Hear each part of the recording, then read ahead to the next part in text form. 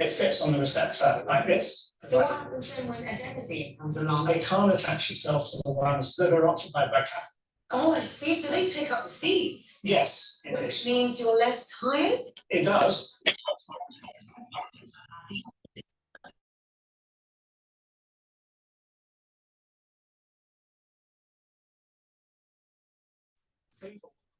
Of them, what it's trying to do is function normally, despite the caffeine being around. The more you have, the more you need. Yes, that's the typical thing that happens with drugs. You become tolerant.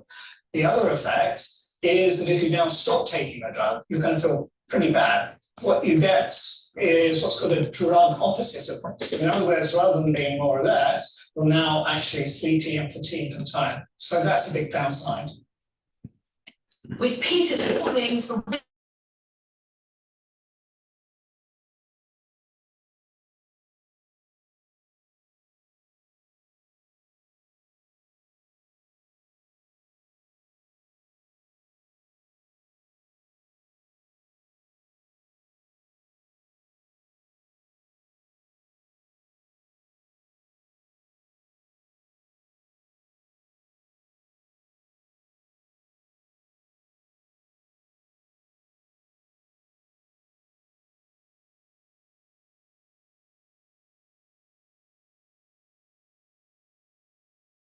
my test results. Okay. Woo-hoo. So Gary, how did you find it? Not good. Really? Really, really bad. Okay, well that's caffeine cold turkey for you. Some people even describe it like having flu-like symptoms. What I want to know is, do the numbers reflect the drama of the week? So these first results are from the alertness ratings you made. On the Monday, you were less than 40 in this scan.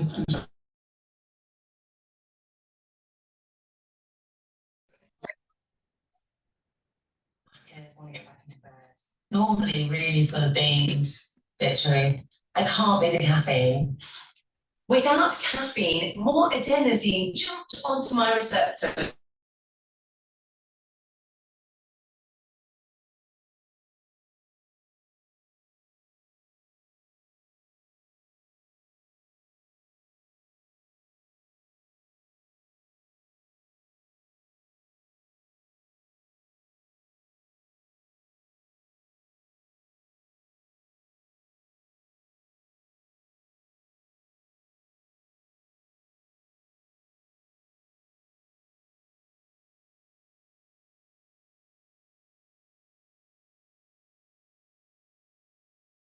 I'm so sleepy. It's 8:30. Am I not better just kicking the habit completely? Well, you could do that, or you could keep it in reserve. So rather than using it to just get through the day, using it as a backup when I really, really need the extra kick. Yes, and there's also some potentially good news. There's evidence of a link between a lower risk of Parkinson's disease, type 2 diabetes, dementia, even